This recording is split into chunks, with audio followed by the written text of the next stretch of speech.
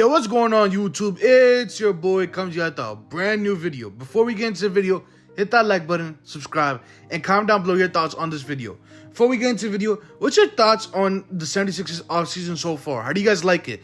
Did you guys like their moves? Did you enjoy the big signings that they had, the little signings, the people that they dropped and waived? Let me know in the comment section below, and without further ado, let's get into the video. So let's start out with the elephant in the room, the biggest guy that they signed, probably the biggest free agent of this year's free agency, Paul George. They signed to a 4-year, $211 million contract, and I think that's pretty good, considering what he wanted and the whole debacle with the Clippers and not really willing to offer him the same contract that Kawhi Leonard was offered.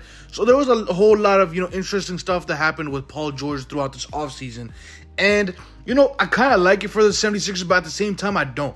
Now, Paul George is an incredible player. No denying that. Paul George is incredible. 22 to 24 point per game scorer right now at this current stage of his career. And one of the silkiest, smoothest games that the league has ever seen. Comes in at 6'8", 6'9", can realistically play 2 through the 4 and hold his own at every position. One of the better perimeter defenders that we saw in a long time in the NBA, being able to be a two-way demon. Paul George was incredible. Prime Paul George, my favorite player of all time. Not my favorite, but my favorite player of this current generation. One of the silkiest, smoothest games we ever saw in the league. He was one of the pioneers, I want to say. One of those guys that was 6'8", 6'9", that can come, bring the ball up, run the offense for a little bit, get their shots, play elite defense. He was one of those unicorns that we didn't see. And, being able to see his growth and, what he became when he came into league as a 3-and-D defender and being able to score, then getting better and being able to compete, go toe-to-toe with LeBron. It was incredible stuff what Paul George did early on in his career. And the nagging knee injuries, podcast P, playoff P, pandemic P, all that has really tarnished what Paul George has shown he can be. Him saying he's not really a first option and coming out and saying that he doesn't want to be a first option, he wants to be a second or third option. Like, all those things have tarnished what Paul George was. He was supposed to be this elite two-way player that can come in and complement and be the guy in certain situations to win or help compete for a championship. But, over the recent couple of years, we've seen his lackluster playoff performances and, his not ability to play at the level that the team needs at certain situations and getting hurt.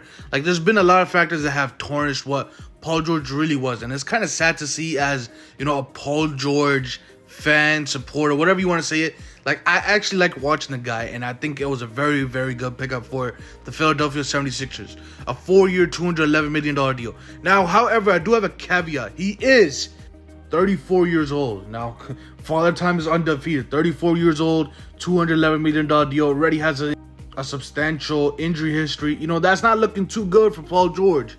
That contract, towards year 3, year 4, can really look to be a very terrible, untradeable contract. But hopefully, Paul George gracefully leaves the NBA and he isn't stuck in a Russell Westbrook type of role where you saw what he was and what he is now, and he's not the same player and he's getting DMPs, sitting out, teams are booing him.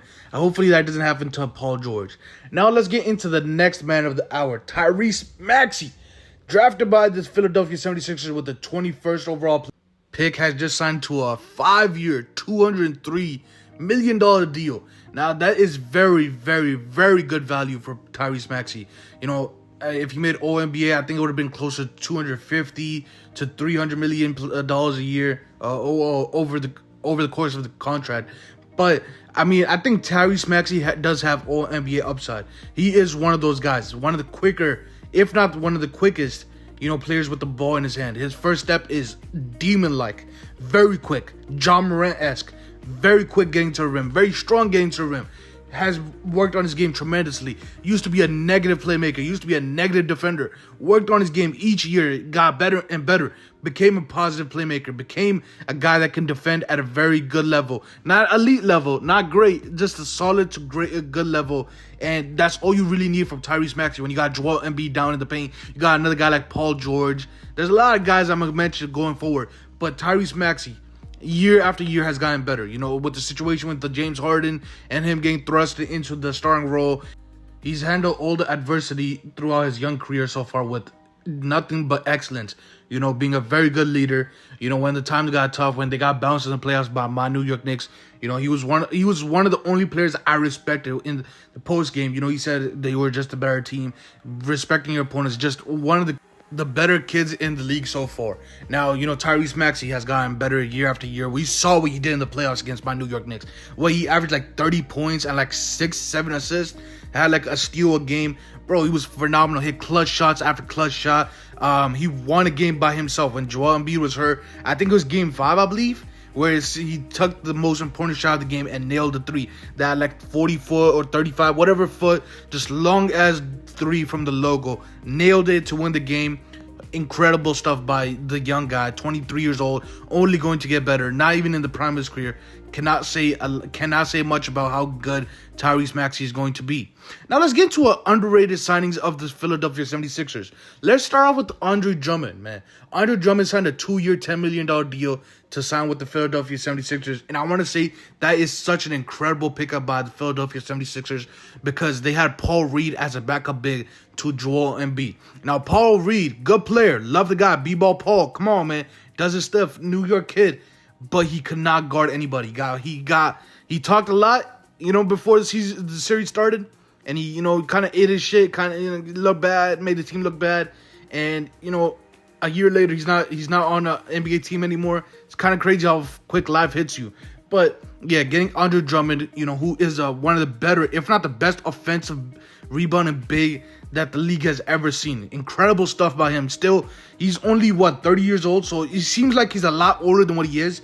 But being 30, 31 years old, still being an elite offensive rebounder, just being an elite rebounder, you know, still being able to get a double-double almost every given night, being able to block shots, just a perfect backup big to help with when Joel Embiid sits down, because B-ball Paul, he couldn't guard anybody, couldn't rebound. He got bitched around by Mitchell Robinson and Isaiah Hardenstein. You know, I love my guy iHeart. He's OKC. You know, go get your money, big fella.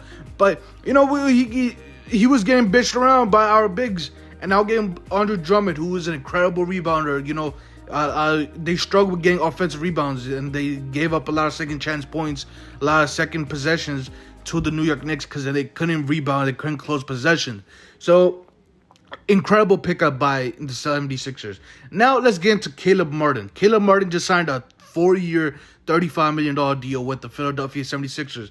And there were reports or rumors that the Miami Heat offered him somewhere around $60 million, and him and his agent said they wanted to see if they could get better. And somehow it ended up coming down to $35 million with the 76ers. He gave up a bag to get a championship aspirations on the Philadelphia 76ers team that is, in my opinion, the second best team. I'm not going to lie. I do have them above my New York Knicks. But that's only because on paper. Now, we got to still see how Paul George is going to fit in with Tyrese Maxey, how he's going to fit in with, you know, Joel Embiid. But so far, I have them as the second best team on the paper, with the Celtics being the far dominant number one team by far. Then we got my New York Knicks. I'll do a power ranking before the season starts. But, yeah, I have them as my second best team. And Caleb Martin coming in, being that starting power forward next to Joel Embiid, next to Paul George, is going to be incredible. Elite three-point, not elite, great three-point shooter, great rebounder, can score the ball, can play make, can rebound. He does a little bit of everything. He is like a 99-cent version of Derek White at the power forward spot. You know, he's going to come in, he's going to guard one of the better perimeter defenders, and he's going to hold his own. He's going to play defense, he's going to get rebounds, he's going to close possessions. He's going to do everything that the 76ers struggled with when it comes to size and when it comes to strength and hustle and, you know, just being overall physical. Now, you know, they also got Ricky Council. They got Jared McCain, who's the rookie. You know, might get a couple minutes. They got the hometown kid in Kyle Lowry, who still came back on a vet minimum deal to come and compete for a championship still. So they made a lot of great small pickups. Well, they got the biggest pickup in the free agency, but then they made a lot of over-the-margin moves to get better. And I think that the Philadelphia 76ers have a real chance of winning the championship this year, or at least make the Celtics run for it. work for it. The New York Knicks work for it. But yeah, guys, let me know how you guys feel about the 76ers offseason. How do you guys feel about their moves? How do you feel about the Paul George pickup, the Tyrese Maxey signing, the Andre Drummond signing, the Caleb Martin signing? How do you guys feel about their season? Did you think it was a good offseason? Did you think they could have done more going after different players? Let me know in the comment section below. Hit that subscribe button, like the video, and I'll catch you guys in the next one. Peace out, YouTube.